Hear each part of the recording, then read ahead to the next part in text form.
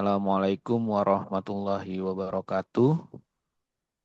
Shalom, Om Swastiastu, Nama Budaya, Salam Kebajikan. Selamat pagi menjelang siang.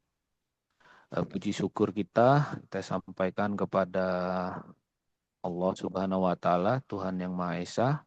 Kita semua dapat berkumpul di sini dalam acara atau kegiatan kuliah umum kita sebagai bagian dari progres mata kuliah inklusivitas dan multikulturalisme. Untuk singkat waktu, mungkin kita masuk ke sesi berikutnya yaitu pembacaan doa. Kepada petugas pembacaan doa, kami persilahkan.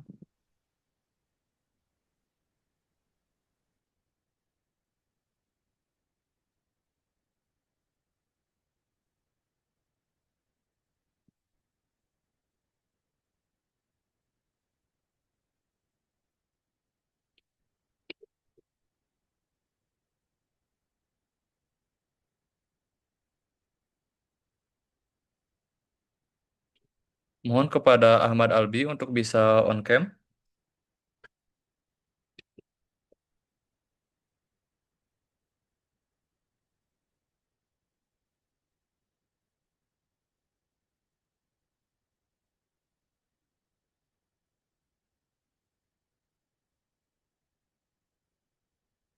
Halo Ahmad Albi.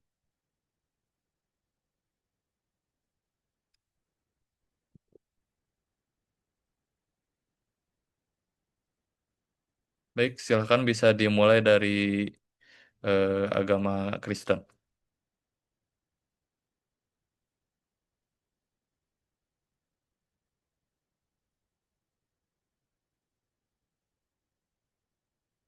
Oke, saya akan membawa doa dari agama Kristen. Mari kita bersatu di dalam doa. Tuhan, sebentar lagi kami akan memulai kuliah umum kami. Semoga Engkau memberkati kami, apapun yang kami pelajari hari ini dari dosen pembimbing kami, masuk ke dalam pikiran kami, agar tugas-tugas yang diberikan nanti agak bisa dijawab dengan mudah ya Tuhan. Tuhan, itu saja yang bisa kami sampaikan Tuhan. Eh, dan berkatilah acara ini dari awal hingga akhir, agar lancar ya Tuhan. Itu saja yang bisa kami panjatkan Tuhan. Dalam nama anakmu Tuhan Yesus Kristus, kami berdoa dan mengucap syukur. Amin.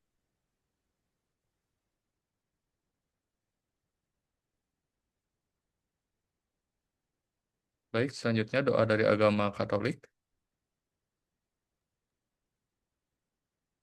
Saya akan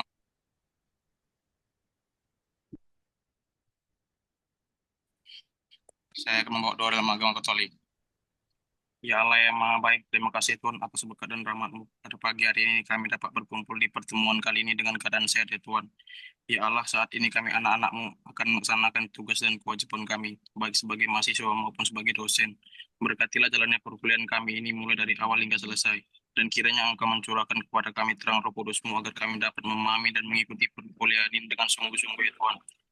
Setiap materi yang diberikan oleh ibu dosen kami dapat diterima dan diingat dengan baik.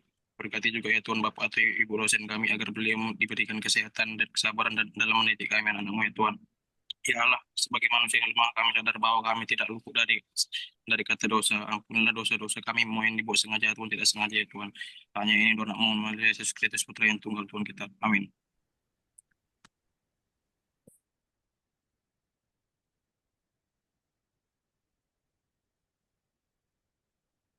Baik, untuk selanjutnya doa dari agama Hindu.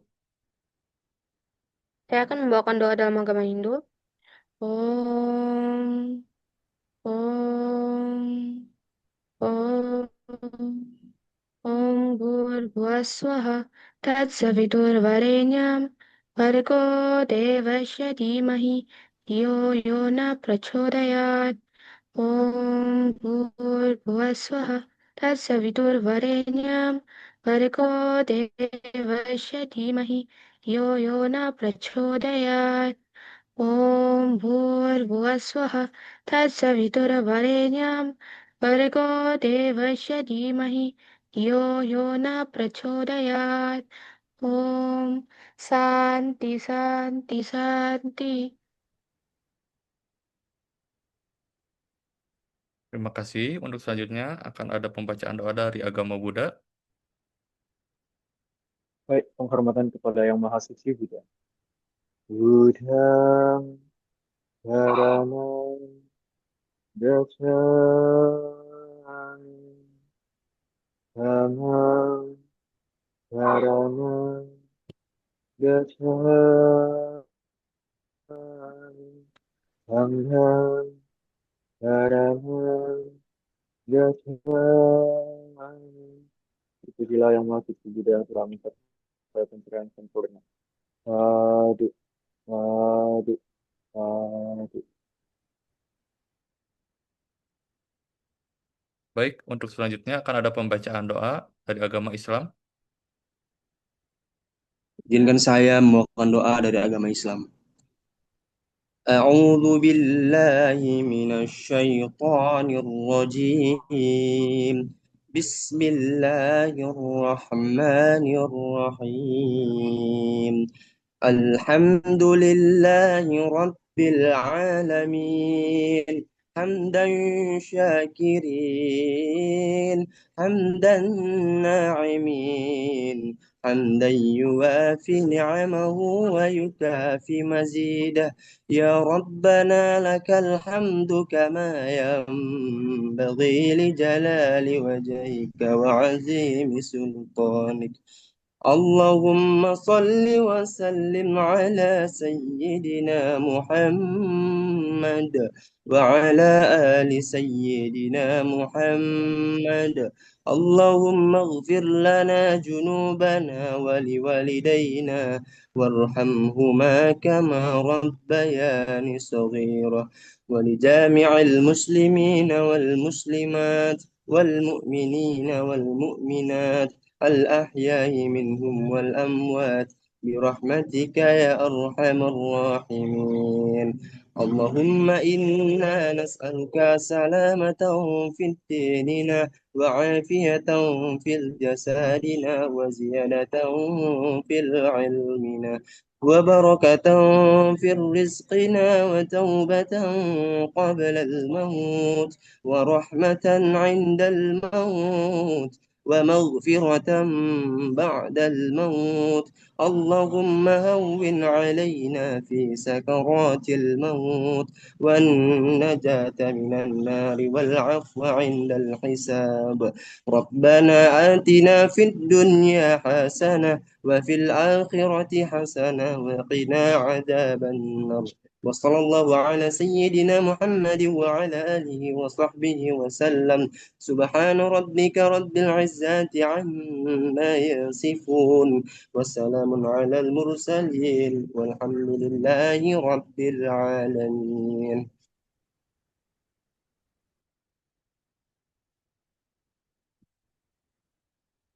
Baik, terima kasih kepada adik-adik mahasiswa yang telah memandu berjalannya pembacaan doa kali ini. Mudah-mudahan dengan dibacakannya doa memberikan kelancaran terhadap acara kita kali ini. Baik, untuk selanjutnya, mohon maaf di sini saya mengambil eh, koordinasi dulu karena Pak Irfan sedang ada kendala teknis.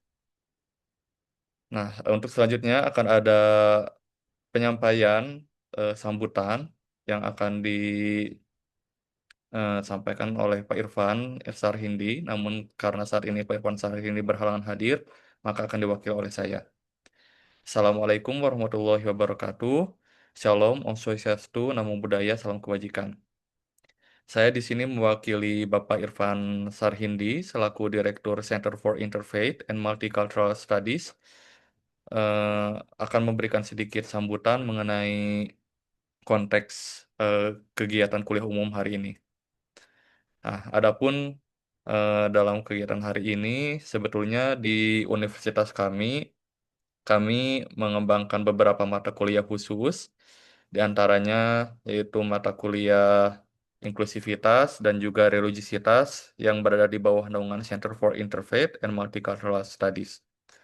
Nah, adapun pada mata kuliah inklusivitas ini, kami memiliki luaran atau harapan mudah-mudahan dengan adanya mata kuliah ini, mahasiswa kami dapat mempraktikkan praktik-praktik inklusif, baik itu di dalam kehidupan personalnya maupun di dalam kehidupan profesionalnya nanti.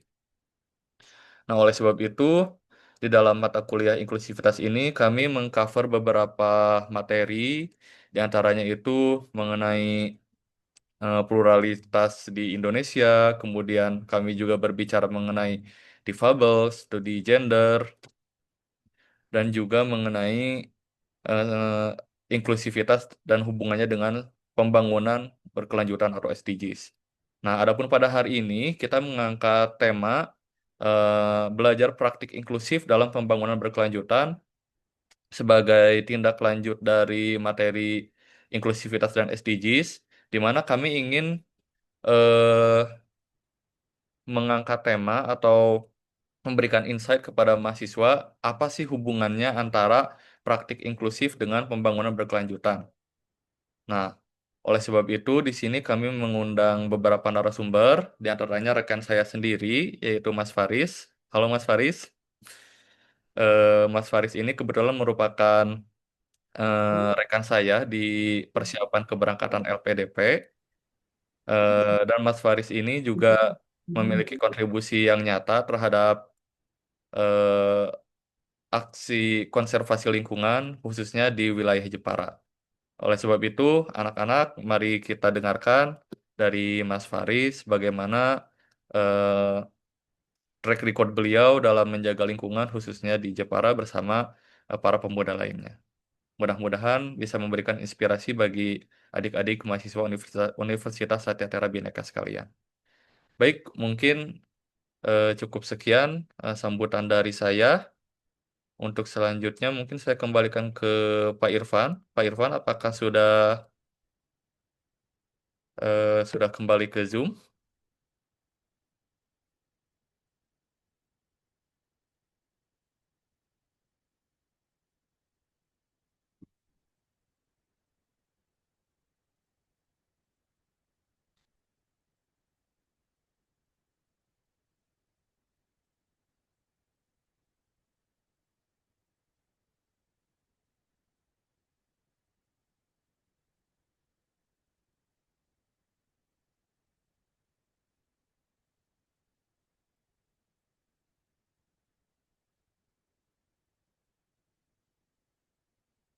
Baik, karena berhubung Pak Irfannya eh, belum kembali ke Zoom, masih terdapat kendala teknis. Oleh sebab itu, mungkin saya akan mulai dengan pembacaan CV dari pemateri kali ini. Saya izin untuk membacakan sedikit CV dari pemateri hari ini. Pemateri hari ini bernama Faris Nur Khulafa. Beliau merupakan seorang aktivis yang berfokus pada bidang pendidikan dan juga konservasi lingkungan. Saat ini beliau bekerja sebagai Learning and Impact Officer di Academy for Women Entrepreneurs Indonesia, di mana beliau mendesain dan memimpin mail system untuk lembaga yang didanai oleh Duta Besar Amerika Serikat untuk Indonesia, khususnya dalam pengembangan wirausaha perempuan di berbagai wilayah di Indonesia. Selain itu, beliau saat ini juga berperan sebagai Managing Director dan Co-founder dari Jepara Green Generation yang sudah didirikan dari tahun 2018 hingga saat ini, di mana beliau memimpin eh, gerakan pemuda di bidang konservasi lingkungan dan juga khususnya di wilayah Jepara. Untuk latar belakang pendidikan, beliau merupakan lulusan dari Master of Education and Digital Learning dari Monash University, Melbourne, Australia. Dan S1 beliau ditempuh di Universitas Negeri Semarang di untuk sarjana pendidikan pendidikan dasar. Baik, mungkin Demikian sedikit pembacaan CV dari pemateri hari ini. Untuk selanjutnya kami mengundang kepada Bapak Faris untuk membagikan sesi hari ini. Oke. Baik, Baik, terima kasih Pak Zain atas sambutannya dan juga sudah memperkenalkan saya. Halo teman-teman semuanya, salam kenal. Saya Faris. Betul tadi katanya Pak Zain, jadi saya rekan Pak Zain di satu pemberangkatan di LPDP tahun 2022 ya. betul. Pak Zain jadi udah 2 tahun yang lalu. Kemudian tiba-tiba dihubungi Pak Zain untuk ketemu sama teman-teman semuanya untuk bahas soal para Green Generation, terutama tentang praktek inklusivitas yang kami lakukan gitu. Jadi saya senang sekali bisa bertemu dengan teman-teman semuanya. Di sini ada sekitar 330 yang hadir ya, Pak Zen. Jadi luar biasa sekali. Setiap kali ngisi, saya tuh selalu ada deg-degan gitu. Jadi meskipun mungkin beberapa kali ngisi acara dan lain sebagainya secara in person maupun secara online gitu ya, tapi tetap ada aja deg-degannya. Dan menurut saya juga ketika satu acara ya, yang deg-degan itu nggak hanya pembicaranya, tapi mungkin si pesertanya ketika mau mengajukan pertanyaan atau mau sekedar kirim chat di grup chat itu mungkin juga ada deg-degan dan lain sebagainya. Apalagi kalau kita bicara di lingkup uh, kuliah ya atau di lingkup kelas yang mana mungkin ada beberapa yang masih takut mungkin kalau ngirim chat di webinar atau nanya karena takut mungkin kelihatan kurang uh, intelek mungkin pertanyaannya dan lain sebagainya. Cuman untuk sampai ke 1 jam ke depan, saya pengen bahwa sesi ini, saya pengen teman-teman tuh merasa nyaman gitu ketika ingin bertanya dan ketika tidak tahu.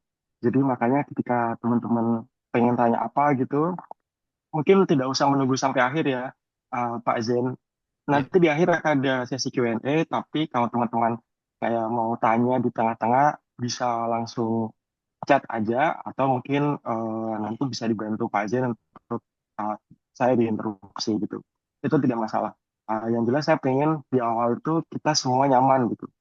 Teman-teman deg-degan ketika bertanya, saya juga deg-degan ketika sekarang lagi presentasi.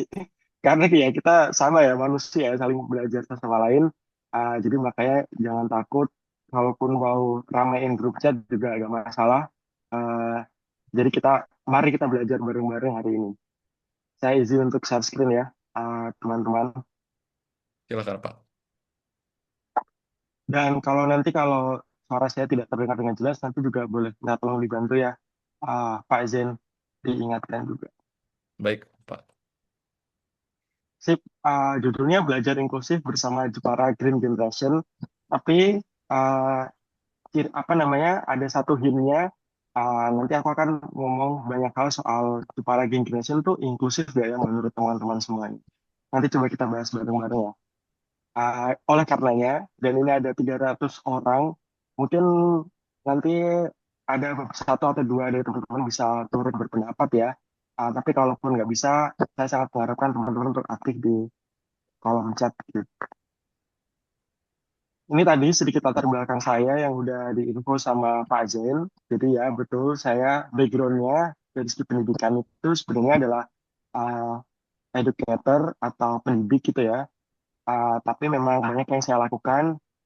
Dan dari mulai saya nanganin proyek kewirausahaan buat perempuan di Indonesia Timur dan perempuan disabilitas, serta perempuan yang bergerak di isu sosial di Aceh, Makassar, Jakarta, dan juga di ND. Saya juga pernah ngerjain proyeknya WHO yang fokusnya ke kesehatan. Saya juga pengembang uh, pembelajaran di Skill Academy by Ruang Guru. Saya pernah belajar lagi. Terus saya juga diriin di Paragen Generation yang fokusnya ke lingkungan. Memang banyak isu-isunya yang saling apa namanya berhubungan dengan inklusivitas, tapi satu hal yang saya lakukan di situ adalah saya seorang pendidik gitu. Jadi saya pendidik di berbagai banyak isu. Jadi makanya ketika ngomongin inklusivitas itu sangat seru bagi saya.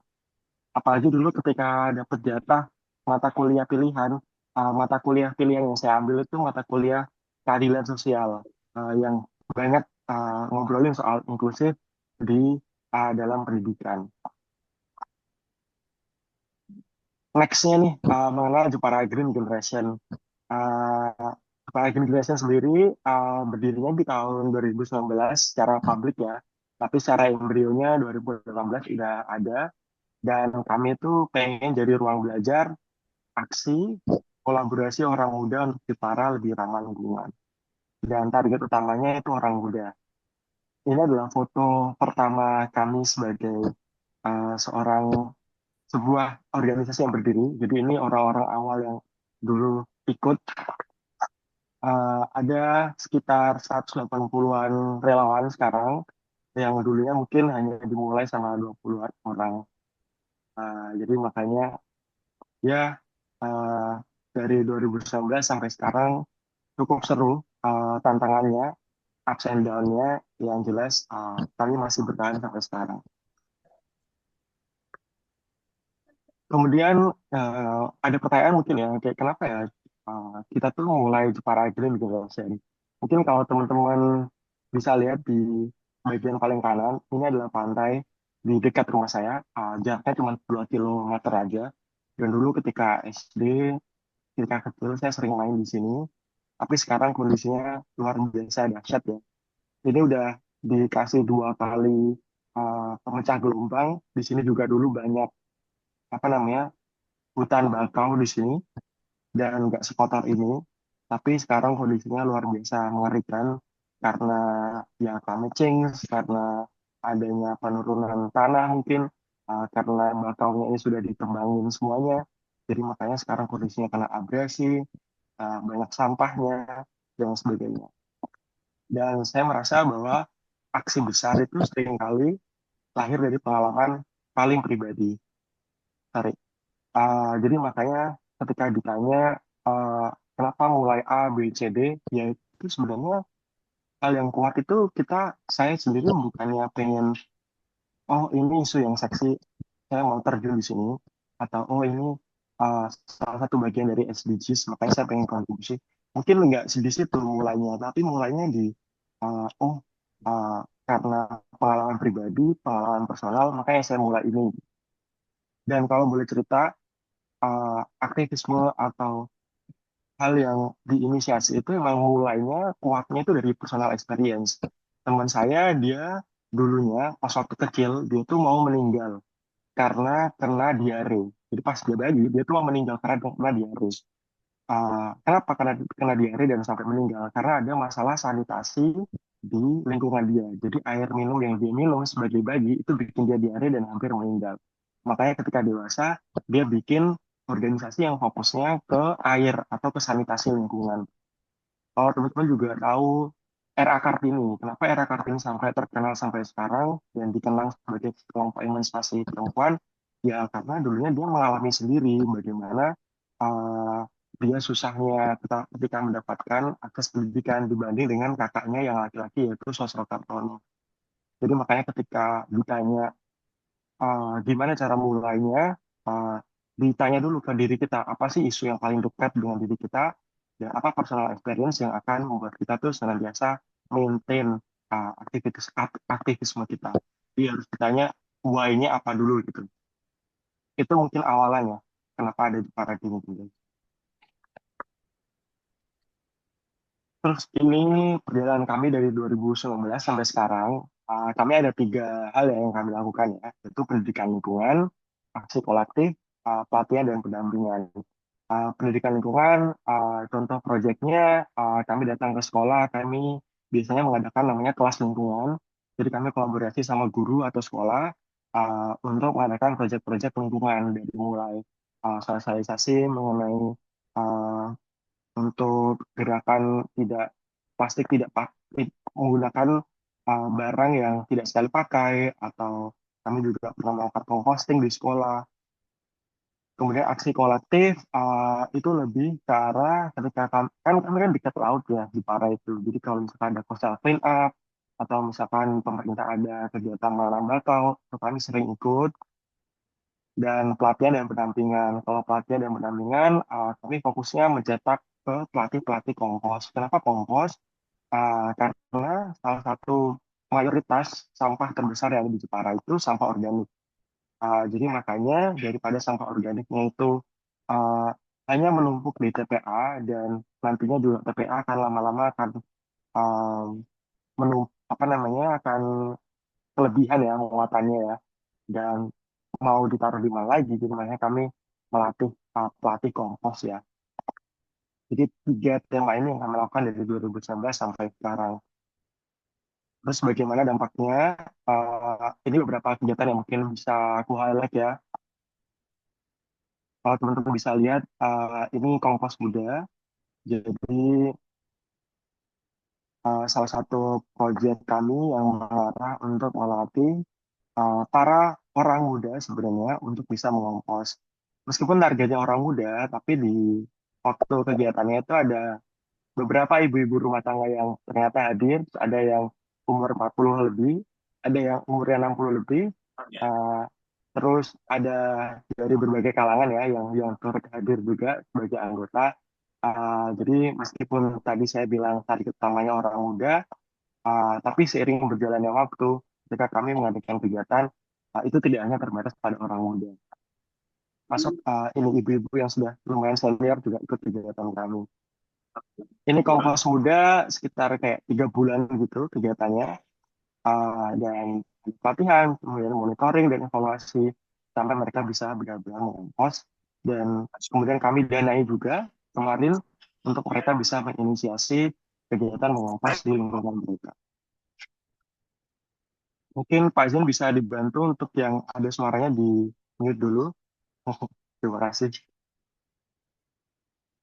Ya, saya mengingatkan ke teman-teman kalau mau bereaksi di kolom chat sangat tidak masalah ya teman-teman ya. Tiba-tiba ada pertanyaan dan demikian itu sangat tidak masalah. Nextnya, ini salah satu contoh aksi kolektif ya. Jadi kami mengadakan coastal clean up, kemudian setelah sampahnya kami bawa, terus kami pilah dan kami data apa aja sampahnya untuk mengaudit dan kami serahkan datanya ke pihak-pihak yang terkait seperti DLH maupun kami juga kerjasama dengan NGO lainnya untuk bisa melakukan pendataan. Ini kalau dilihat nih cukup seru ya, ini dari berbagai macam ekspresinya. Ya ini juga cukup menarik sih. Dulu kami sempat kerjasama dengan para apa namanya sopir driver online yang ada di Jepara, dan di sana kami kayak kerjasama dengan DLH untuk ngasih wadah yang bisa dipakai. Jadi ketika driver online itu ngambilin makanan, mereka bisa pakai wadah ini gitu. Jadi bukan bukan pakai wadah sekali pakai. Tapi proyeknya itu berlangsung sekitar beberapa bulan dan memang perlu banget evaluasi. Terus kami juga pernah melakukan jual beli jelantah kepada ibu-ibu PKK. Terus kami juga pernah jual beli sampah. Ini juga cukup menarik, jual beli sampah ini. Dan kalau teman-teman perhatikan juga di mana-mana banyak sekali ya proyek-proyek lingkungan yang itu jual beli sampah gitu. Sebenarnya ini cukup seksi di masyarakat karena pasti orang-orang kayak pada akhirnya kan ngumpulin sampah atau akan jualin sampah. Tapi memang kekurangannya adalah jadinya meningkatkan mindset masyarakat bahwa sampah itu harus bernilai gitu. Padahal tidak semua sampah itu bernilai. Bukan sampah saset itu tuh tidak bernilai. Dan kalaupun mau di upcycle tuh butuh cost yang banyak sebenarnya. Jadi 2 program ini kami dulu pernah melakukan dan kami putuskan untuk tidak melanjutkan kembali karena kami pengen memberikan impact yang lebih jangka panjang dan takut kalau pada akhirnya malah membuat mindset masyarakat tuh malah fokusnya ke sampah itu bernilai. Padahal harusnya sampah itu ya semua sampah itu harusnya ditanggung jawab orang yang memproduksi. Jadi tidak hanya mereka bertanggung jawab pada yang bernilai saja. Kalau bisa dilihat ya dari berbagai macam proyek ini, uh, kami selalu belajar gitu. Apa sih ini yang bagus, apa yang evaluasinya apa dan sebagainya. Karena yang memang betul ketika melaksanakan satu proyek atau aktivitas itu tidak ada yang 100% efektif, tidak ada yang oke ini sudah tepat dan benar, pasti butuh trial and error. Dan apa yang saya sampaikan tadi mungkin kesannya kayak loh ternyata nggak sukses-sukses amat ya ada evaluasinya. Dan memang betul karena pada akhirnya yang membuat kami senantiasa maju atau meningkat itu bukan kesuksesan program, tapi bagaimana kami mampu belajar dari program yang sudah kami laksanakan. Jadi itu ya 3 hal yang kami lakukan, itu beberapa contohnya tadi. Untuk sekarang kami fokusnya di 3 hal ini, jadi masih tetap ke sekolah, masih melakukan ekskultif, dan masih melakukan pelatihan dan pendampingan terutama untuk keterampilan mengompos. Semoga itu bisa ngasih gambaran terkait di para green generation kepada teman-teman. Feel free kalau mau share via chat ataupun apapun itu yang sekarang teman-teman rasa kayak perlu bertanya ataupun ngasih tanggapan juga nggak masalah. Next, lalu apa sih yang sampai saat ini kami lakukan? Kami bermitra dengan 10 desa, kami mengumpulkan sekian kilo dan ton sampah, ada 44 kader pelatih kompos yang kami latih, kami punya sekitar 180 relawan, dan ada sekitar 1.500 penerima manfaat dari proyek-proyek kami. Salah satunya yang menarik, kami juga bikin modul belajar mengompos ya. Jadi bagi teman-teman yang mau belajar mengompos, bisa cek panduannya. Nanti kalau misalkan mau cek lagi nanti dan lupa linknya, bisa dicek aja di Instagram kami, Jepara Green Generation, kemudian klik link di bio, di situ kami punya pelatihan gimana caranya mengompos dari rumah. Jadi bagi teman-teman yang mau belajar mengompos, silahkan. Kalau bingung caranya gimana atau ada pertanyaan lanjutan, nanti juga bisa tanya. Ini salah satu produk pendidikan ya, ini bagian dari pelatihan atau pendampingan yang kami lakukan. Kemudian hal lainnya adalah saya pengen bahas kenapa sih orang muda itu perlu belajar lingkungan. Kenapa di awal kami fokusnya ke orang muda? Ya karena orang muda di Jepara, orang muda di Indonesia itu sekitar 64 juta ya, dan itu sekitar 23% populasi, dan orang muda itu termasuk agen dan penerima kampanye digital. Kenapa agen? Maksudnya kita ini orang-orang muda ya yang membuat konten dan juga sekaligus penikmat konten digital. Jadi makanya ketika kita mengedukasi orang muda, kampanye yang dilakukan di digital itu akan semakin masif. Dan teman-teman kalau misalkan pernah dengar istilah third space itu maksudnya adalah rumah ketiga. Rumah pertama itu kan keluarga, rumah kedua sekolah. Third space itu rumah ketiga selain rumah dan sekolah. Dan pemuda atau orang muda itu butuh adanya ruang sosial yang nyaman untuk berkembang secara positif. Mungkin banyak teman-teman yang apa namanya berbicara atau melihat berita ya soal mengatasi kenakalan remaja dengan dimasukin ke barak misalkan.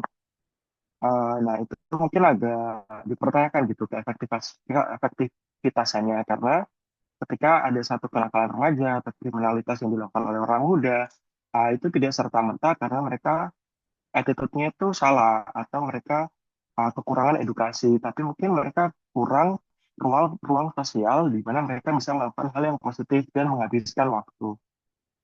Mungkin kalau teman-teman ada kan satu uh, dulu proyek yang dilakukan di Eropa Barat kalau nggak salah ya di Iceland, itu berkaitan soal banyak tingginya kriminalitas remaja atau kenakalan remaja di situ.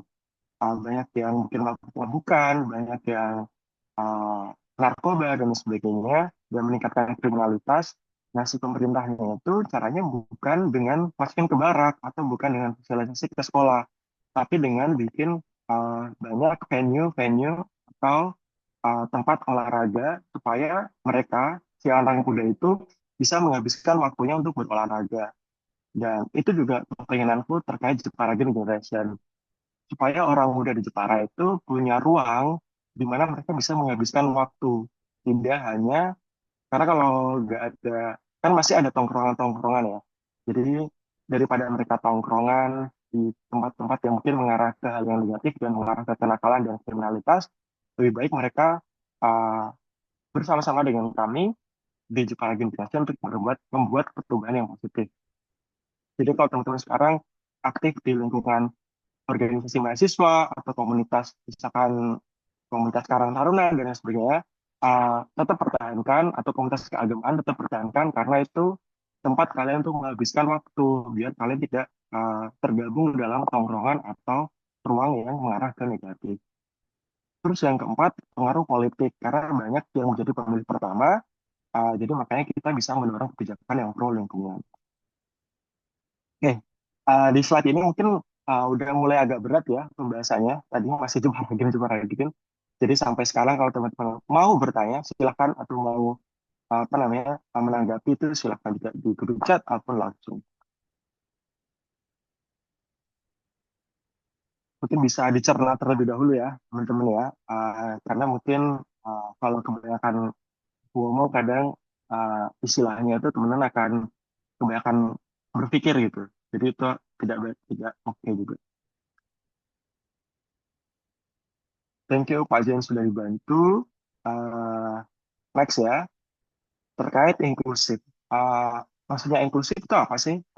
Mungkin teman-teman di sini udah banyak yang belajar tentang inklusif. Karena ini mata kuliah inklusif. Mungkin aku sedikit menambahkan saja dan boleh teman-teman kalau mengkritisi aku juga. Kayak misalkan apa yang diomongin Kak Faris itu nggak relevan. Atau ini kayaknya nggak begini deh Kak. Itu sangat-sangat tidak masalah.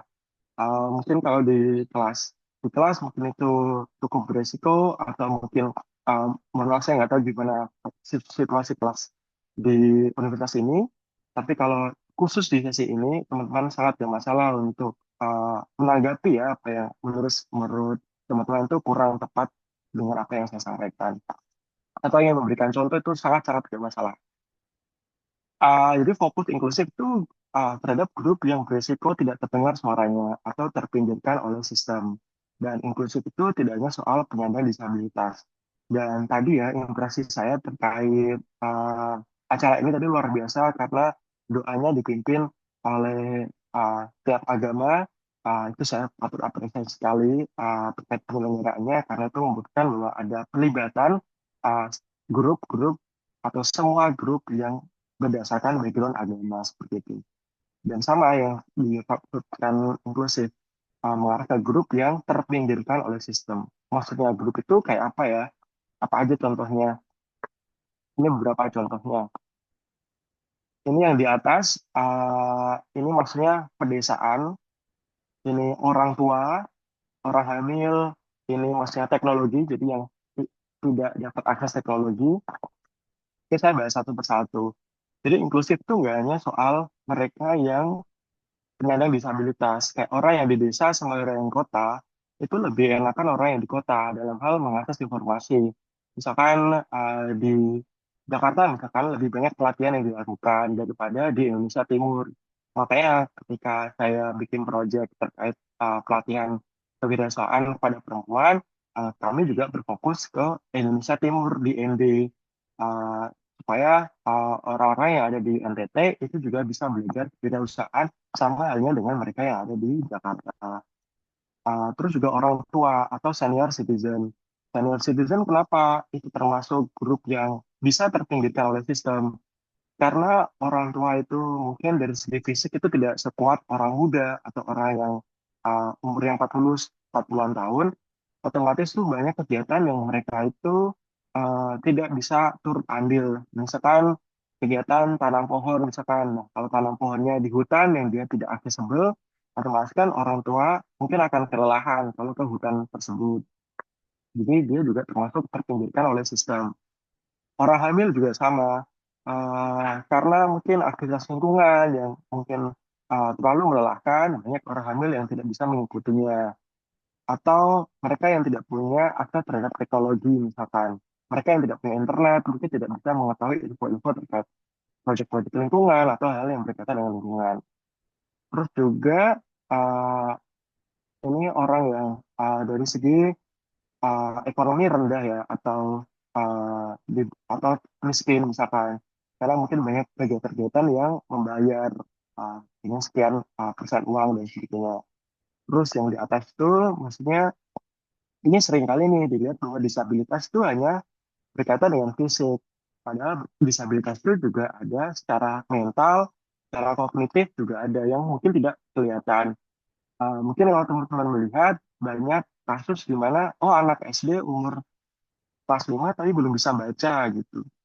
Mungkin itu juga bisa dia punya disabilitas dari segi kognitif atau dia memang misalkan disleksia jadi memang dia tidak bisa membaca. Jadi hal demikian yang fokus dari inklusivitas terhadap mereka yang terpinggirkan oleh sistem. Gimana? Apakah sudah mulai pusing atau masih biasa saja? Saya ingatkan lagi kalau masih ini boleh tanya. Gimana ya contoh aksi yang mempromosikan inklusivitas di kampus? Kira-kira ada yang berani ya untuk ngasih contoh aktivitas yang mempromosikan inklusivitas di kampus?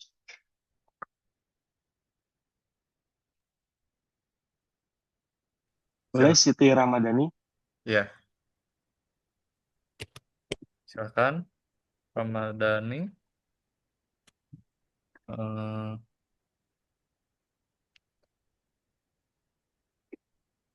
Mohon maaf Pak, tadi saya oke. Silakan boleh di-unmute. Maaf Pak, jawabannya adalah tanpa membeda-bedakan setiap manusia Pak. Contohnya kayak semuanya itu dibagi rata gitu Pak. Semuanya dibagi rata. Contohnya dalam kasus apa, Ramadhani? Dalam hal pendidikan Pak, kayak misalnya belajar dalam satu ruangan kelas gitu kan. Ada yang beragam gitu dari mulai suku atau segala macamnya.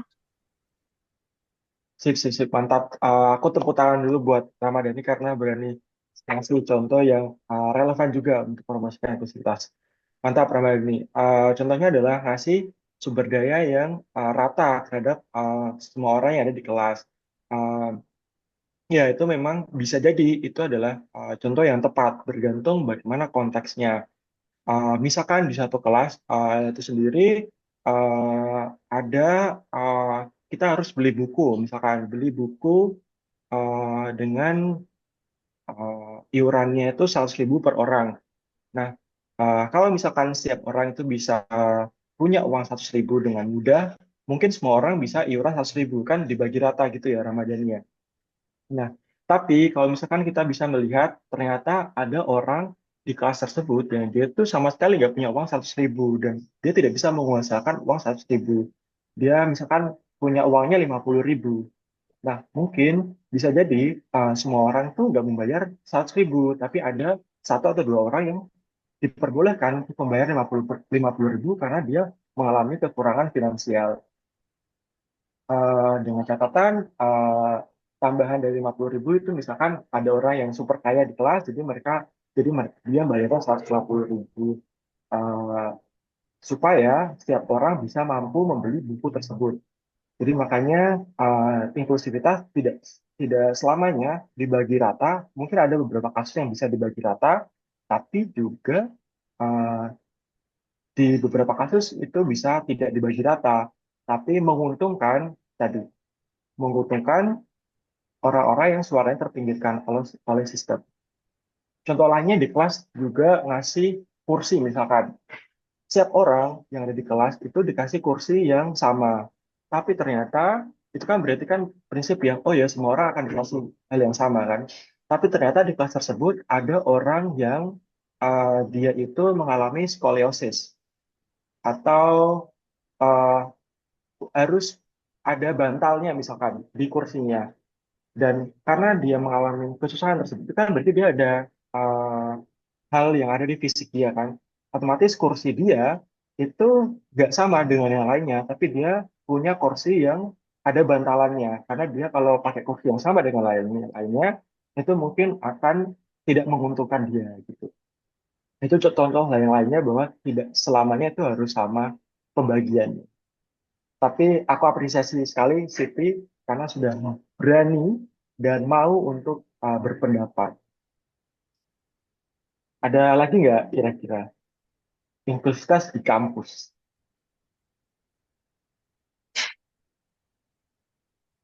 Ayo teman-teman, belajar itu tuh berani salah sebenarnya.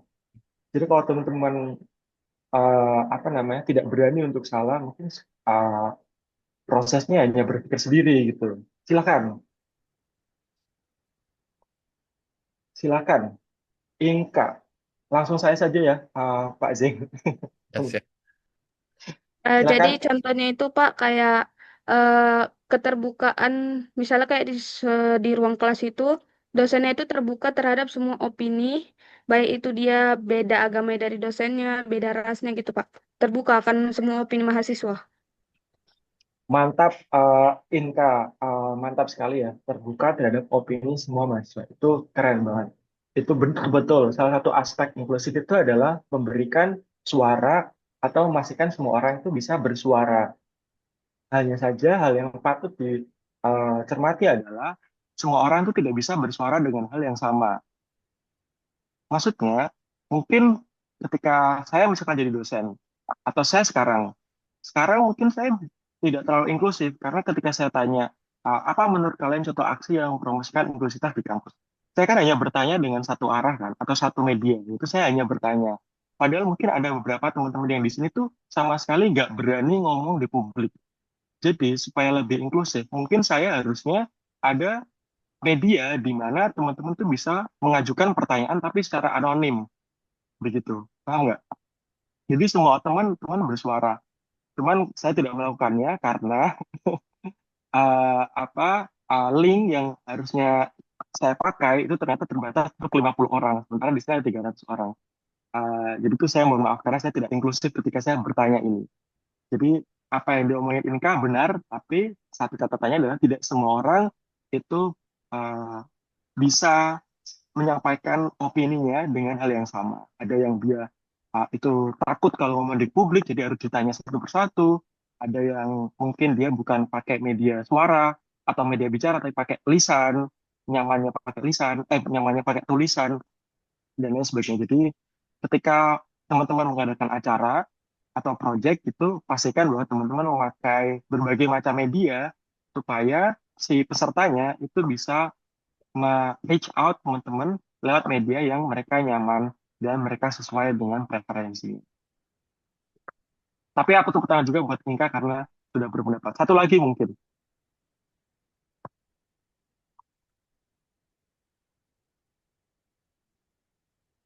Boleh via chat. Ya, boleh via chat juga. Karena kenapa boleh via chat? Boleh ngomong. Karena ada orang-orang yang dia mungkin lebih nyaman secara tulisan. Sorry. Satu lagi, ayo. Menarik nih. Inklusivitas itu soal mempertanyakan norma yang berlaku atau mempertanyakan apa yang menjadi kebiasaan dan kita mesti bisa mengkritisi itu. Jadi makanya ketika teman-teman berpendapat, aku akan coba mengalihkan ke, oh, tapi kamu harus perhatiin A, B, C, kayak gitu juga. Jadi biar teman-teman senantiasa kritis. Jadi ayo, teman-teman, silakan, apapun itu. Waktu kita nggak banyak.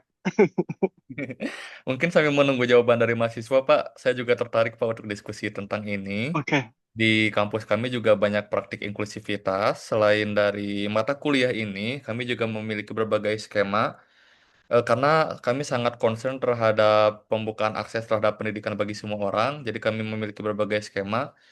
Salah satu di antaranya itu skema beasiswa subsidi beasiswa asuh subsidi silang. Jadi di mana kami merekrut berbagai donatur dan donatur ini nanti akan dihubungkan dengan mahasiswa penerima hak asuh tersebut yang memiliki background yang berbeda, baik itu background dari ras ataupun background dari agama seperti itu. Jadi selain untuk memberikan apa ya, memberikan akses bagi mahasiswa yang kurang mampu, beasiswa ini juga bisa menghubungkan orang dari latar belakang yang berbeda seperti itu, Pak. mantap Pak Zen, makasih banyak tambahannya. Nah, itu salah satu contohnya ya, karena fokusnya beasiswa itu buat mereka yang tidak mampu dan sebagainya. Itu sama dengan fokusnya tadi. Inklusivitas fokusnya ke mereka yang tidak terdengar suaranya atau terpinggirkan oleh sistem. Ada satu lagi ya di chat, contohnya adalah membangun program di mana mahasiswa senior atau staf menjadi mentor bagi mahasiswa yang baru, terutama mereka dari kelompok minoritas atau yang membutuhkan dukungan ekstra untuk membantu adaptasi dan mengatasi tantangan akademik maupun sosial. Nah, ini menarik nih, dukungan sebaya atau peer mentor untuk mahasiswa baru, terutama untuk kelompok minoritas. Mantap sekali. Catatannya, terkadang ketika kita membuat satu program mentoring atau dukungan sebaya gitu, kita perlu menganalisis juga apa sih yang dibutuhkan kelompok minoritas ini, karena jangan sampai kita misalkan ya fokus ke ngasih dukungan mentoring ya, tapi ternyata kita ngasih mentor bukan dari kalangan minoritas juga. Jadi apa yang dikasih mentornya itu tidak sesuai dengan apa yang dibutuhkan si kelompok minoritas ini, itu juga jadi kayak pertanyaan lanjutan. Jadi makanya fokus dari inklusivitas itu terus-menerus kayak bertanya gitu loh dan melihat dari sudut pandang si penerima manfaat. Kayak tadi dari Pak Zain mencontohkan penerima manfaatnya adalah mereka uh, yang kurang beruntung dari segi ekonomi misalkan. Nah, kita harus bisa melihat tuh dari sudut pandang mereka apa sih yang mereka butuhkan. Karena terkadang mereka yang mungkin kesulitan dalam bidang ekonomi, mereka itu tidak hanya kesulitan dalam bidang ekonomi saja. Maksudnya adalah mereka yang uh, misalkan kesulitan untuk kuliah karena nggak ada uang. Bisa jadi itu bukan hanya uang masalah mereka, tapi bisa jadi karena misalkan mereka datang dari pedesaan, jadi mereka tidak terbiasa tinggal di kota, jadi mereka butuh mentor misalkan, sama yang dibilang tadi ya di chat. Atau mereka juga selain mereka miskin, mereka juga ternyata apa ya contoh lainnya ya, misalkan mereka datang dari sekolah uh, yang mungkin fokusnya ke keagamaan. Jadi ketika dia bersosialisasi dengan kelompok yang multikultural, mungkin dia akan kesusahan. Atau mereka datang dari eh, keluarga yang atau Indonesia Timur misalkan. Jadi kalau pindah ke kampus yang berada di area kota atau bagian barat, mungkin mereka akan kesusahan adaptasi. Jadi butuh mentor juga selain butuh dukungan finansial. Jadi hal-hal demikian tuh perlu senantiasa dievaluasi dan namanya praktek inklusivitas itu mungkin belum ideal satu kali jalan, tapi butuh berkali-kali upaya untuk bisa menjadi sampai inklusif. Next, ini pertanyaan buat teman-teman semuanya. Salah satu tadi proyek kami, Kompos Muda, itu mengadakan training dan salah satu pesertanya adalah umur 60 plus atau orang tua dan didominasi oleh perempuan. Apakah kami sudah inklusif? Ada yang berani ada yang berani berpendapat? Apakah kami sudah inklusif? Boleh via chat atau boleh langsung?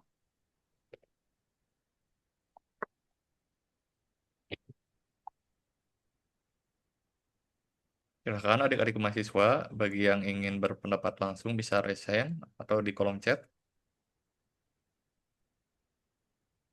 Ya, Sip, mantap, Shelly. Oke, silakan.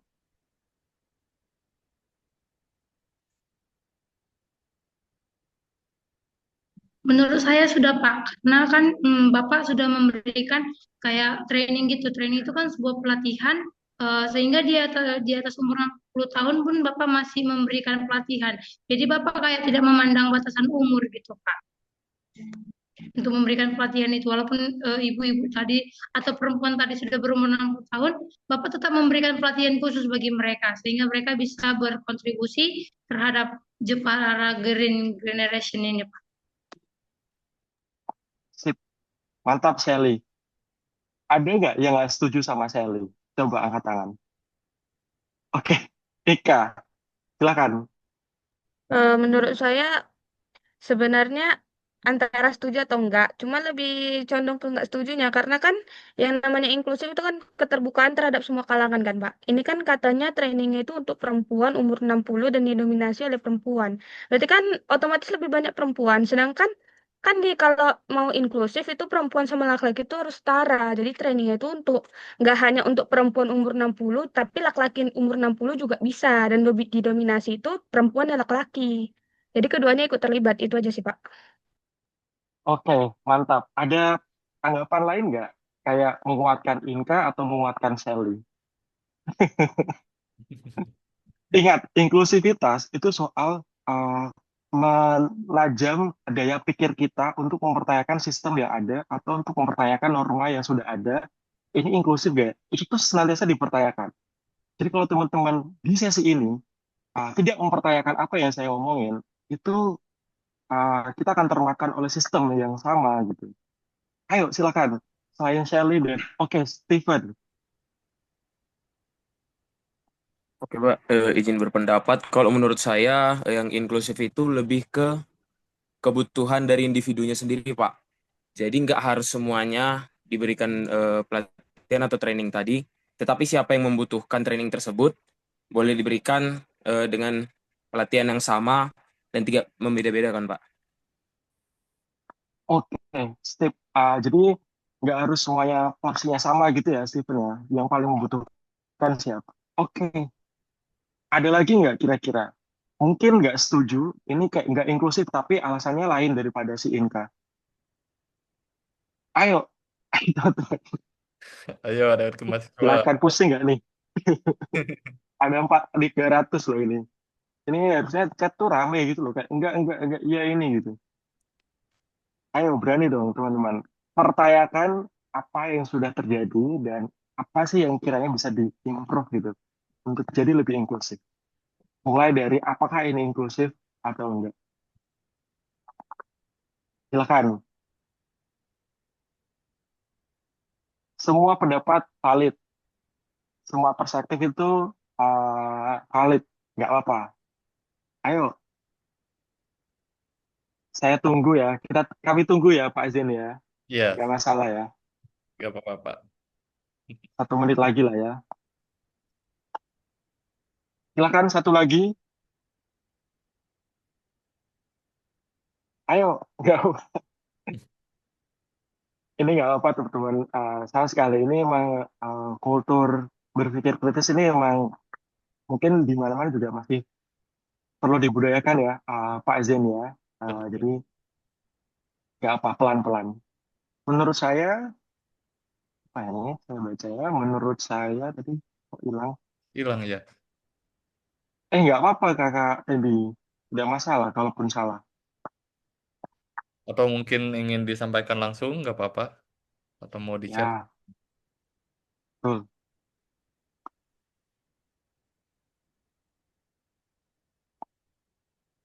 It's okay. Pelan-pelan berpikirnya. Nggak harus. Iya, A, B, C, D. Nggak harus intelek. Kelihatan intelek. Nggak masalah. Ruang kelas itu ruang buat belajar dan ruang untuk salah. Ini bukan tes. Soalnya kalau tes ya kalau bisa benar semua. Tapi kalau ruang kelas kan ruang belajar ya, ini ala pasang.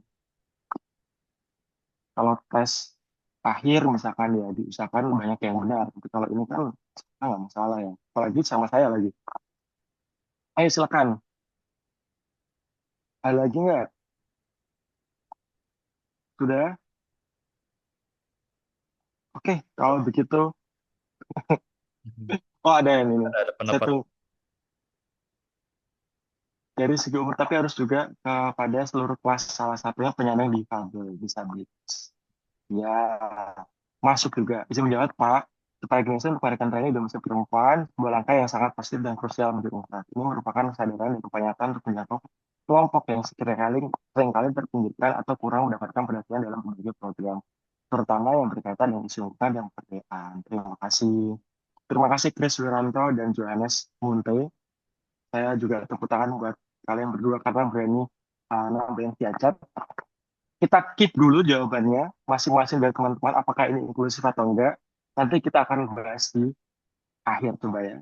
Kita next. Inklusif itu fokus pada power, bukan hanya kehadiran.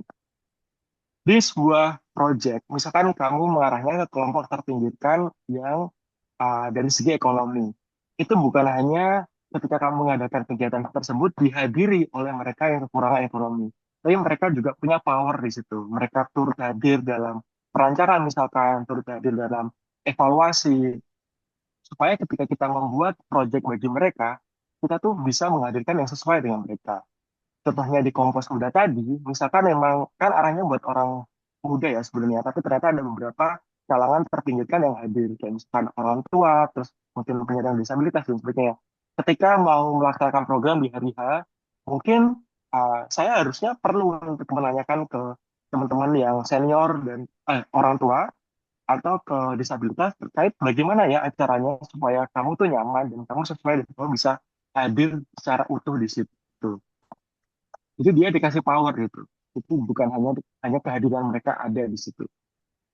Sama halnya dengan misalkan kalian di organisasi BEM misalkan. ketika kalian mungkin pengen mengakomodasi orang-orang yang disabilitas, itu sangat sulit ketika tidak ada orang yang disabilitas atau penyandang disabilitas di dalam fungsionaris BEM teman-teman. Bagaimana teman-teman bisa, kan nggak hanya kalian atau mungkin suatu kelompok BEM, kalian pengen mengakomodasi semua agama misalkan. Tapi bagaimana bisa kalian mengakomodasi semua agama, tapi di BEM tersebut tidak ada perwakilan dari agama-agama tertentu. Akan pernah kejadian di saya dulu di himpunan saya, ketika ada satu event, di mana eventnya itu bersamaan dengan event agama lain, dan di situ fungsionarisnya nggak tahu kalau ternyata event agama tersebut krusial untuk dilakukan gitu. Itu salah satu contoh ketika orang yang terpinggirkan atau minoritas tidak diberikan power. Jadi makanya tidak hanya hadir, tapi juga mereka dikasih power atau puasa lah. Next. Inklusif itu sistemik, bukan seremonial. Jadi misalkan aksi bersih-bersih pantai sama ibu-ibu rumah tangga. Ibu-ibu rumah tangga itu bisa aja kelompok yang terpinggirkan loh teman-teman. Karena mereka perempuan yang mereka biasanya punya pekerjaan domestik atau ngurus anak. Jadi mereka nggak bisa ikut event-event lingkungan. Jadi waktunya itu tuh mereka perlu dilibatkan mana yang paling tepat bagi ibu-ibu rumah tangga. Next, inklusif itu bergantung konteks sosial. Workshop kompos di kota besar itu pun tidak sama dengan ada yang di desa. Pasti kebutuhannya akan berbeda. Jadi di kota besar mungkin kita bisa pakai hotel misalkan. Tapi kalau di desa mungkin kita harus pakai balai desa karena itu lebih nyaman bagi orang-orang dan lebih dekat aksesnya. Sebenarnya demikian. Dan inklusif itu adalah proses yang terus-menerus, tidak sekali selesai. Kalau setiap kali pelatihan yang datang hanya mahasiswa aktif misalkan, perlu ditanya kenapa anak muda yang non formal misalkan atau anak-anak muda yang di sekitar universitas kenapa dia nggak pernah hadir ya ke acara-acara universitas? Apakah belum menjangkau ke mereka atau hanya ya udah kalian ketika mengadakan kegiatan eksklusif hanya untuk mahasiswa saja? Jadi pertanyaan tadi, para Indonesia mengadakan training untuk perempuan umur 60 plus yang didominasi perempuan. Apakah kami sudah inklusif? Jawabannya itu belum tentu kami sudah inklusif. Tadi berbagai alasannya, apa yang sudah disampaikan oleh teman-teman. Bisa saja pas hari H penyelenggaraan, meskipun ada perempuan umur 60 tahun, tapi mungkin penyampaian materi kami, contoh-contohnya itu tidak relevan dengan ibu yang sudah umur 60 tahun. Karena misalkan, oh ternyata pas penyampaian kami pakai istilah-istilah anak muda atau Gen Z. Atau pakai istilah anak muda itu contoh istilahnya apa ya? Ya pokoknya istilah-istilah Gen Z yang nggak diketahui sama perempuan umur 60 tahun. Itu kami tidak inklusif. Atau misalkan tadi ada yang bilang sudah inklusif karena didominasi oleh perempuan dan umur 60 tahun juga ikut hadir. Balik lagi ke fokus programnya. Kalau fokus programnya mengarah ke inklusivitas, memang idealnya program itu dirasakan oleh kelompok-kelompok yang terpinggirkan. Jadi tidak melulu dibagi rata ya, kayak perempuan sama laki-laki harus 50-50 gitu. Itu nggak melulu kayak gitu. Kalau fokusnya inklusif, justru fokusnya lebih banyak, harusnya malah ke kelompok yang terpinggirkan. Jadi kalau mau inklusif, ini harusnya lebih banyak yang disabilitas mungkin, atau disabilitas bisa ikut di kami, atau perempuannya yang umurnya 60 tahun bisa fokus. Yang jelas, butuh identifikasi kira-kira di wilayah tersebut itu siapa saja yang termasuk kelompok rentan. Karena nggak semuanya kita tuh menemui kelompok rentan di setiap komunitas. Jadi kayak contohnya nih di kelas kalian. Di kelas kalian itu kalian identifikasi deh siapa yang paling rentan di situ, siapa yang paling terpinggirkan di sistem. Kan nggak semua kelas itu ada disabilitas, nggak semuanya ada yang dari kalangan miskin kan. Mungkin di kelas tersebut yang paling terpinggirkan disabilitas aja karena di situ dari segi ekonomi hampir sama semuanya. Nah, jadinya ketika kalian menyelenggarakan satu proyek, kalian pastikan bahwa orang yang disabilitas itu bisa mendapatkan kesempatan yang sama. Atau di kelas kalian mayoritas ternyata agama A misalkan, ada yang agama B itu 5 orang, sementara agama A 25 orang. Ya kalian pastikan si orang B dengan agama 5 saja itu, 5 orang dengan agama B itu juga punya akses yang sama dengan si mayoritas agama. Jadi tadi yang saya bilang inklusivitas sangat tadi ya bergantung konteks sosial, itu juga bergantung dengan siapa grup yang ada di wilayah tersebut yang paling rentan. Entah di kelas, di BEM, atau kalian pengurus organisasi misalkan, kalian identifikasi, pertanyakan siapa yang paling rentan di situ, siapa yang paling uh, terpinggirkan. Karena pada akhirnya, lagi-lagi, landasan inklusivitas itu grup yang beresiko tidak terdengar suaranya atau terpinggirkan oleh sistem. Jadi langkah paling awal, ketika teman-teman mau menjadi inklusif, pikirkan siapa grup yang paling beresiko tidak terdengar suaranya dan terpinggirkan oleh sistem. Kemudian pikirkan cara supaya grup yang paling beresiko ini itu punya kesempatan yang sama dengan yang lainnya. Tadi yang saya bilang ya, buku misalkan, beli buku. Grup yang paling beresiko di situ adalah grup yang miskin misalkan, kelompok yang miskin. Otomatis kalian tidak bisa membagi rata pembelian bukunya tuh setiap orang 100.000. Mungkin ada yang 150.000, ada yang 50.000. Karena dia nggak nggak punya uang sampai 100.000. Atau yang dilakukan sama universitas ini misalkan, eh, diidentifikasi ternyata ada yang mengalami kekurangan finansial. Oh, makanya ada proyek beasiswa itu sendiri atau program beasiswa. Jadi langkah awalnya identifikasi siapa yang paling terpinggirkan oleh sistem di komunitas kalian. Johan Pasaribu, menurut saya Pak, untuk tanggapan positif dari inklusif supaya hasil dapat memperdayakan perempuan di mana program yang sudah dilakukan ini memberikan keterampilan baru. Sisi negatifnya, keterbatasan akses di mana program tersebut melibatkan perempuan. Nah, dari keseluruhan menunjukkan komitmen terhadap perempuan dan inklusivitas melalui program edukasi dan pelatihan. Nah, namun ada juga tantangan hal tersebut dalam segi akses dan kemungkinan yang masih perlu perhatian. Sip, betul Joan. Jadi, mungkin saya bisa bilang Jepara Green Creation belum inklusif sekali gitu. Kami belum inklusif. Saya selalu bilang itu. Tapi kami selalu berupaya senantiasa menjadikan ruang itu lebih inklusif. Ruang jadi lebih inklusif.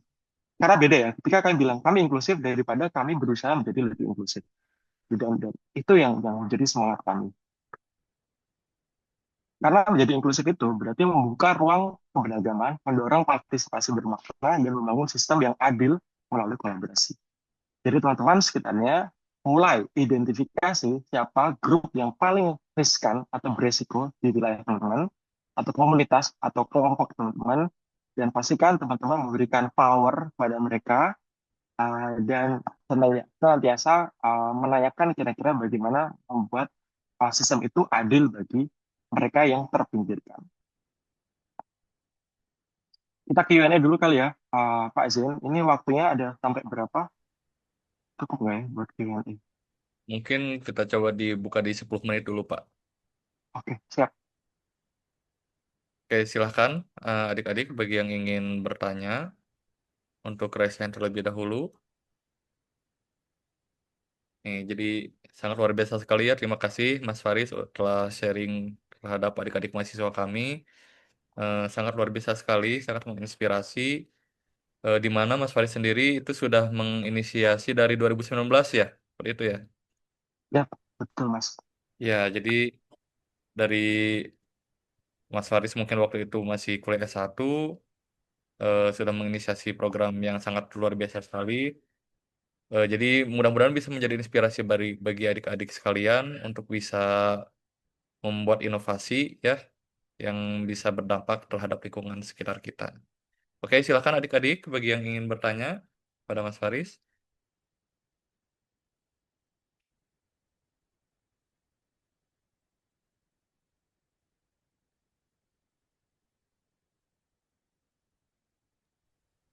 Oke, ada pertanyaan dari Guntur Valentino. Ya, silakan mungkin bisa di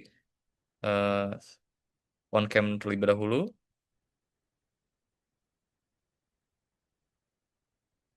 Jika tidak apa-apa, silakan boleh di unmute.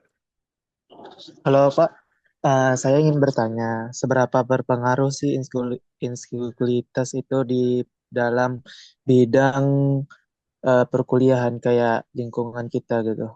Kayak misalnya saya ini sebagai orang yang beragama Konghucu, sedangkan di lingkungan saya itu orang-orang yang beragama berbeda dengan saya. Nah, itu bagaimana Pak? Langsung saya jawab aja ya, Ya, Pak Zain. silakan. Jadi seberapa berpengaruh sih teman-teman dalam melakukan pembangunan? Kita tuh tidak bisa uh, mengandalkan pemerintah saja. Dalam hal bukannya pembangunan di dalam kelas misalkan, uh, atau di dalam universitas. Kan tadi Guntur mungkin bagian dari universitas ya, atau bagian dari suatu kelas gitu misalkan. Untuk bisa memajukan universitas atau untuk bisa memajukan satu kelas teman-teman, itu tidak hanya bergantung pada si rektor, si jajaran dosen, atau si staf-staf ahli dan sebagainya, tapi juga bergantung pada Guntur, bergantung pada siapapun yang ada di sini. Makul inklusivitas ini keberhasilannya itu tidak hanya bergantung pada Pak Zen, Pak Irfan, dan uh, apa namanya dosen yang lain, tapi bergantung pada Guntur, pada Inka, pada Nanda, pada Wildani, pada siapa mau untuk berkontribusi, mau untuk turut andil, mau untuk gotong royong, itu Guntur harus merasakan hal yang nyaman dulu di lingkungan tersebut, atau merasakan bahwa Guntur tuh memiliki kepemilikan terhadap komunitas tersebut. Guntur memiliki kepemilikan terhadap universitas ini, dan itu tidak akan bisa diraih kalau Guntur tidak merasakan keadilan dan inklusivitas di dalam universitas ini. Paham nggak? Jadi orang yang mungkin dia antipati, kayak ya udahlah aku nggak peduli mau universitas ini dari A, B, C, mau kelas ini dari A, B, C, ya mungkin karena dia tidak merasakan bahwa dia itu inklusif di situ, dia tidak merasakan keadilan di situ, dia tidak merasakan nyaman di situ.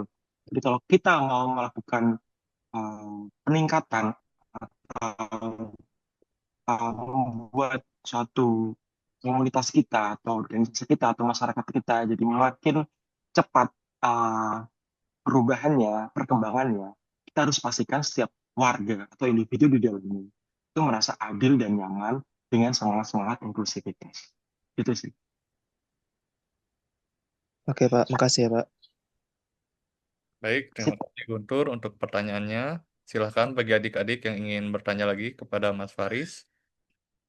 Oke, ada Inka. Silahkan Inka.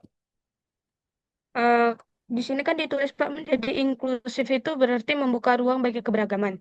Jadi misalnya kalau kita tuh udah buka ruang untuk keberagaman, tapi ada kelompok tertentu yang masih menutup diri itu gimana Pak?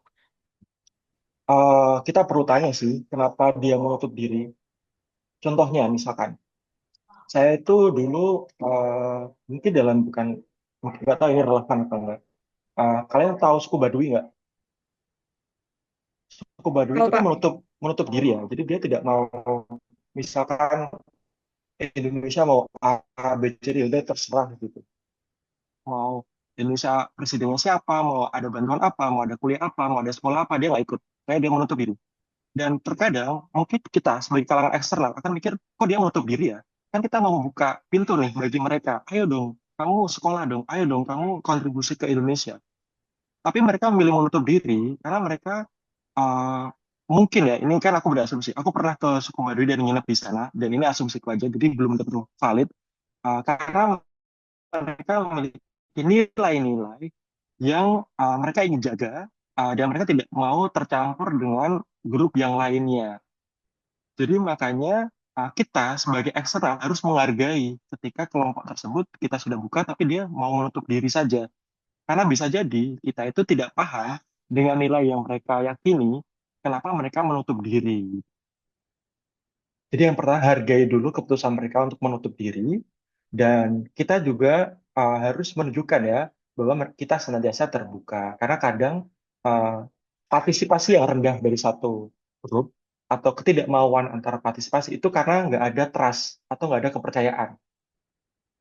Dan tidak adanya kepercayaan itu bisa berbagai macam sejarahnya. Misal mungkin dulunya mereka merasa dikhianati, atau dulunya mereka ada trauma, atau mereka pernah bergabung dalam satu grup ternyata mereka didiskriminasi. Jadi uh, penyebabnya macam-macam. Jadi apa yang kita lakukan pertama, hargai dan coba ditarik secara perlahan dengan sistem empati tadi. Jadi kita tidak melihat dari sudut pandang kita, tapi lihat dari sudut pandang mereka. Jadi misalkan ketika kita mengadakan acara, misalkan kita tetap mengundang mereka, tapi kalau mereka tidak hadir ya sudah, tidak apa-apa. Mungkin lain kali kita bertanya ke mereka, kamu kok nggak hadir, kenapa? Apa mungkin karena oh ternyata misalkan ada acara makan-makan misalkan. Ternyata mungkin mereka nggak hadir karena makanannya nggak cocok, karena mereka ada concern terkait oh makanannya bakalan A, B, C, D gitu. Mungkin kita bisa nanya ke mereka ke depannya makanannya harus gimana. Jadi, tidak apa-apa Inka kalau mereka mau menutup diri, kita hargai saja. Terima kasih, Pak. Sip. Next. Pasti nggak ya Pak Zain? Bagaimana? Masih waktu nggak ya? Masih ada waktu kan? Ada satu pertanyaan lagi Pak di kolom chat Pak. Oh ya, silakan. Izin bertanya Pak, saya Melani Adelia dari KWB SR. Pertanyaan saya itu bagaimana menurut Bapak inklusivitas dan keberlanjutan saling mendukung dalam menciptakan dampak positif di masyarakat dan di lingkungan akademik perguruan tinggi, Pak?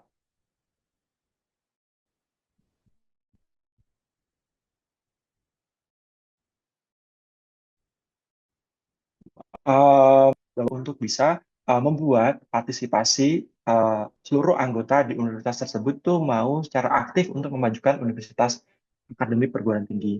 Jadi perguruan tinggi universitas ini akan sulit untuk memperoleh partisipasi aktif dari anggotanya kalau itu tidak inklusif gitu. Misalkan jalanan kampus misalkan, atau toilet, tidak ada toilet buat disabilitas, otomatis kan si penyandang disabilitas akan males ya ke kampus ya, karena toiletnya nggak ada yang khusus difabel. Jadi makanya dia memilih untuk kuliah terus habis itu pulang karena dia nggak ada toilet di kampus misalkan. Itu kan salah satu contoh simpelnya. Jadi makanya ruang yang inklusif itu penting untuk partisipasi aktif masyarakat. Masih ada pertanyaan lanjutan ini, Pak Azin, saya Masih ada balas Pak. singkat-singkat saja ya. Ya boleh Pak. Kalau misalkan tidak keberatan mungkin agak sedikit overtime ya Pak ya. Ya mungkin jadi jawab secara singkat. Gak apa. Bagaimana caranya supaya siap inklusi itu bisa terus ada, bukan hanya slogan. Karena untuk jadi inklusif tentunya kita harus bisa melawan ego sebagai manusia. Dalam satu komunitas, supaya nggak hanya di slogan, itu perlu diturunkan dalam hal peraturan maupun prinsip-prinsip yang dipegang sama komunitas tersebut atau organisasi tersebut. Jadi misalkan di BEM, teman-teman berada di BEM, supaya nggak hanya slogan, teman-teman perlu ada aturan-aturan atau ada prinsip-prinsip yang dipegang.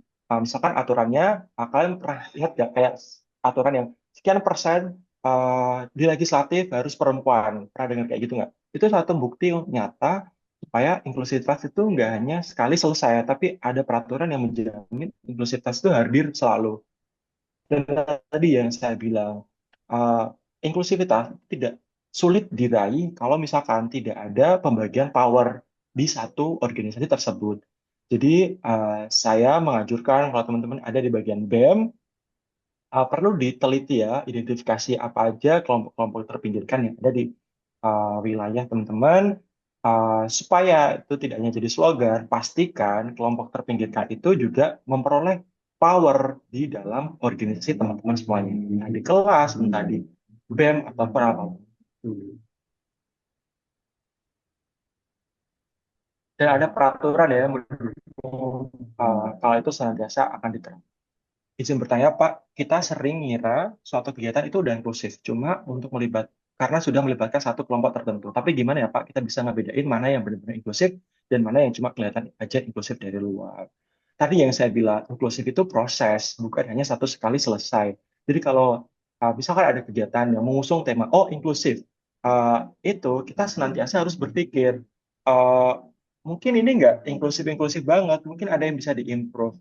Jadi Jessica, ketika kamu melihat A, B, C, D inklusif dan lain sebagainya, kamu harus senantiasa mode kritis gitu. Apa nih yang bisa diimprove? Apa yang bisa diimprove? Karena tadi inklusif tidak hanya sekali selesai, tapi proses terus-menerus evaluasi. Tapi ya menurutku nggak usah dibedain sih. Bukan nggak usah dibedain, tapi memang harus di experience langsung ya Jessica untuk bisa ngebedain eh, apakah ini benar inklusif atau enggak. Jadi mungkin nggak bisa hanya dilihat dari luar, tapi harus lihat langsung kegiatannya kayak apa gitu. Jadi misalkan kegiatannya mengarah ke penyandang disabilitas, tapi ternyata pas waktu workshop tidak ada penerjemah bahasa. Sorry, tidak ada eh, apa sih instruktur untuk teman tuli itu kan juga eh, kurang ya, kurang inklusif ya, karena mungkin ada kelompok tuli di sana. Putri Perdamaian Gulo, izin bertanya Pak, saya Putri, apa strategi yang telah dilakukan Ciparakit untuk mempromosikan kesetaraan dan keadilan dalam setiap kegiatan dan program dari Ciparakit Indonesia ini?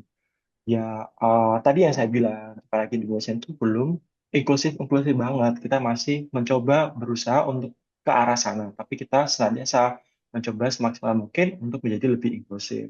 Beberapa hal diantaranya ketika kita melakukan project atau pelatihan, kita open untuk semuanya dan kita uh, mungkin beberapa hal memprioritaskan ya kalangan tertentu. Misalkan ada project, kalau misalkan ada teman tuli, kita coba menyediakan instruktur teman tuli. Terus kita juga membuka tidak berdasarkan umur, memakai contoh-contoh ketika project nih, kita pakai contoh-contoh yang mudah dipahami itu juga praktek inklusif. Karena kan nggak semua orang itu punya kemampuan untuk mencerna uh, contoh yang kompleks juga termasuk. Jadi lihat dulu siapa uh, anggota-anggotanya atau penerima manfaatnya, nanti baru kita akan punya strategi untuk bisa melaksanakan inklusivitas. Dan jelas kita tidak akan pernah menjadi inklusif, tapi kita berusaha ke arah sana. Kita sudah merasa terbuka, tapi tanpa sadar punya sikap atau ucapan yang nggak inklusif. Gimana ya caranya supaya lebih peka dan hal kecil menyakiti kelompok tertentu? Untuk Mia, kamu harus senantiasa melatih empati dan refleksi diri. Dan senantiasa berdiskusi dengan kelompok-kelompok terpinggirkan. Kita itu tidak bisa menjadi inklusif kalau kita tidak berteman dengan orang-orang yang beragam dan berteman dengan mereka yang terpinggirkan. Aku pun sama ya, aku tidak mengatakan diriku sudah inklusif karena aku masih perlu berteman dan bersosialisasi dengan orang difabel, dengan orang yang mungkin dari kalangan tertentu, minoritas. Jadi untuk Mia supaya kita senantiasa uh, belajar dan terbuka, bertemanlah dengan orang-orang yang terpinggirkan oleh sistem. Nur Aisyah Putri, materi yang Bapak sampaikan, kenapa orang muda belajar itu ada efek ke pengaruh politik. Lantas ketika kami anak muda mulai terjun atau eksplor di lingkungan di desa, jadi masyarakat malah kadang menganggap kami anak muda ini hanya buat yang tidak bermanfaat. Gimana ya Pak untuk menanggapi ini? Ya, ini hal yang menarik ya, karena orang muda itu punya stigma kalau mereka nggak tahu apa-apa. Nah, menurut saya, uh, kita perlu punya kredibilitas gitu. Jadi mulainya mungkin nggak langsung ke masyarakat, tapi mulai dari kalangan orang muda di masyarakat. Jadi nggak langsung Nur Asia ngomong ke Ibu PKK, tapi coba bangun dulu reputasi dengan ke orang-orang muda dulu di masyarakat tersebut. Kalau misalkan di orang-orang muda reputasi Aisyah, oh ya ini sudah oke nih di orang muda, nanti baru mengarah ke masyarakat secara umum.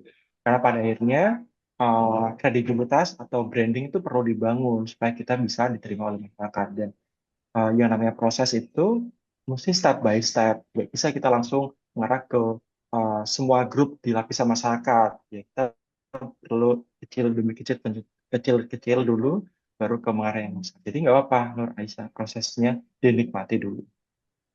Nggak ada. Cep aja lah.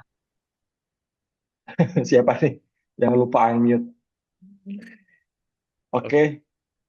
Sudah ya Pak Azin, kayaknya pertanyaannya sudah Ya, dijawab sudah. semuanya ya.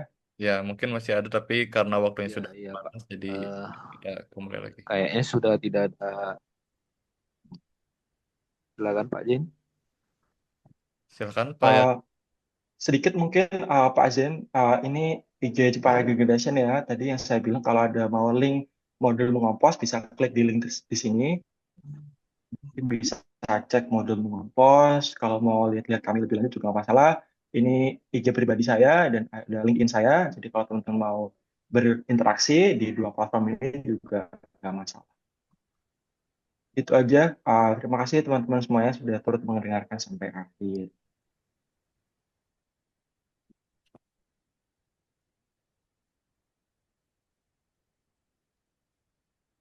Sudah, Bapak.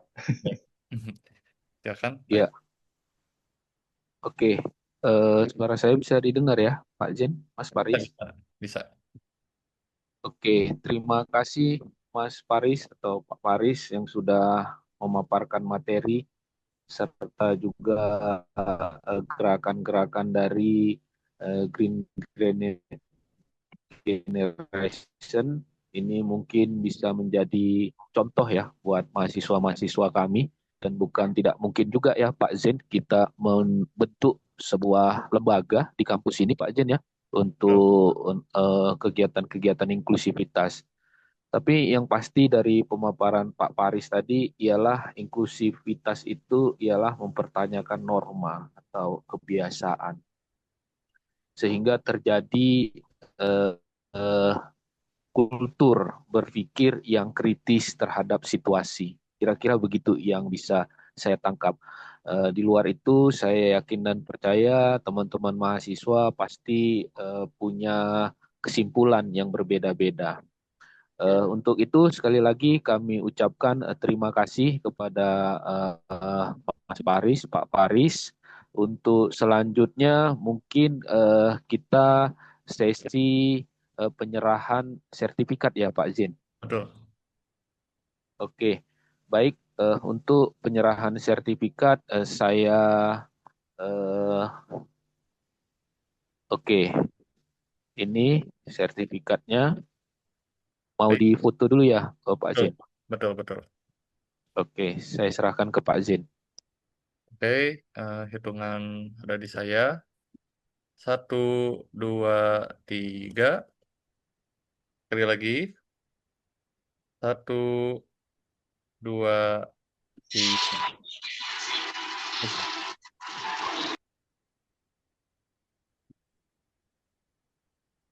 Saya kembalikan kepada Pak Irfan. Oke, terima kasih Pak Zin. Apakah kita perlu foto bersama? Sudah? Betul Pak. Terakhir sesi foto bersama. Oke, diharapkan teman-teman mahasiswa untuk on cam sebentar. Kita akan foto bersama.